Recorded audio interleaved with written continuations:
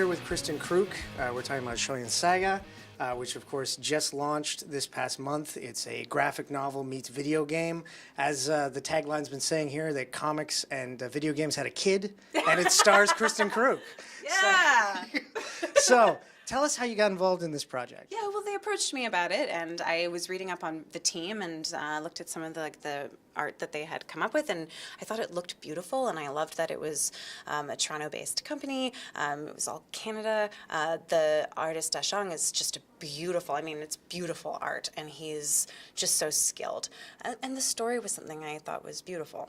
And I've said before, I'm not great with some games. I find like extreme levels of violence to be uncomfortable, and so this was a story that I thought was a little less cynical, a little more hopeful, and saw the world in a way that I think we need a little bit more of right now. Oh yeah, no, totally. Now, in your past, you've played some iconic characters from comics and video games. You played Lana Lang, you played Chun-Li, and so now, you know, you're kind of getting on the ground floor of a character whose history is beginning to be written. How does it feel to get to be there at the start of a character that will possibly go through cross-media franchise? It feels great, and I love this character. Yeah.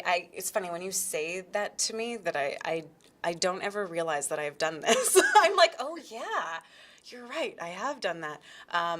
So it's kind of funny. I hadn't just until now contextualized it in that sense. But yeah, it's great to be a part of something that you can kind of shape the way that she grows and who she is, and you don't have to like take a canon and feel the pressure of meeting the expectations of said canon. General Xiao, it's good to see you. You as well, little sparrow. Whenever we pick up one of these, you know, action properties, the first thing you do, and it's kind of like when you're looking at a martial arts film as well, the first thing you want to do after you experience that is like, I want to be the Kung Fu master, I want to do it. So we had this conversation, like, can we bring in elements of gaming where there's that immersiveness and you can take control of the character, and can you integrate that in with the graphic novel experience? So basically it's this 2D graphic novel experience where you're making choices about how you want the character the things to play out, and then when it comes to the action scenes, it comes alive and you take control. When you take on any character that you want to present the character the best you can, but on top of this, with this character, there's a lot of cultural history. There's of course the customs of martial arts as well. Did you feel any pressure on properly, displaying, giving the character its due? Well, in the end with this, I feel like a lot of the burden of that ends up being on the creator's shoulders, but they did a lot of research.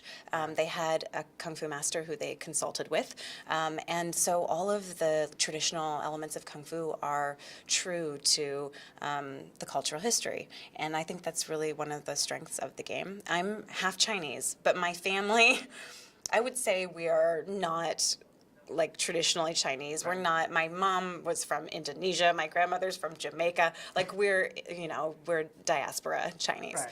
Right. So for me too, it's nice to be able to delve into that part of my own history that I didn't get as a kid because we were all kind of from all over the world. And I like that personally also. Jade, gather a pouch of morning berry leaves for our guest. Yes, Master Shan. The dew from the leaves will make a nourishing elixir for the Vermilion Phoenix. At the core of this experience was Kung Fu and the genuine aspect of Kung Fu. And so Shuyan, she really loves learning Kung Fu, and that's actually what's driving her journey throughout the entire game.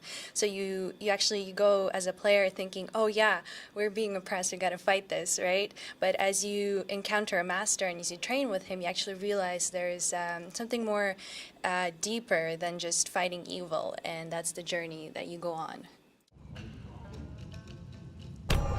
Great lesson, brothers. Thank you. What is your favorite aspect of the character of Shuyan?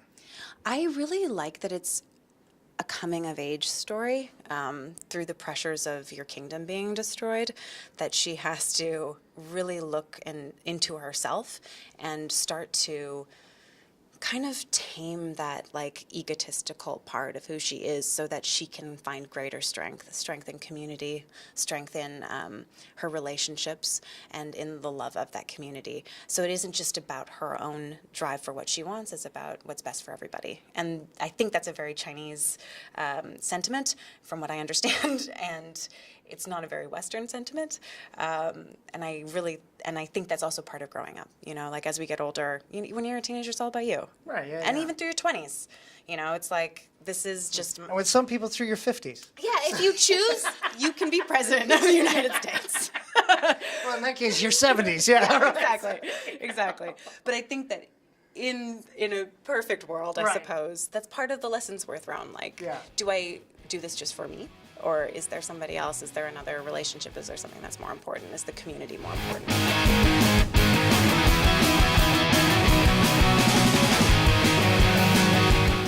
Hi, I'm Kristin Kreuk of Shuyan Saga, Buy the Game on Steam. If you're going to geek out, geek hard.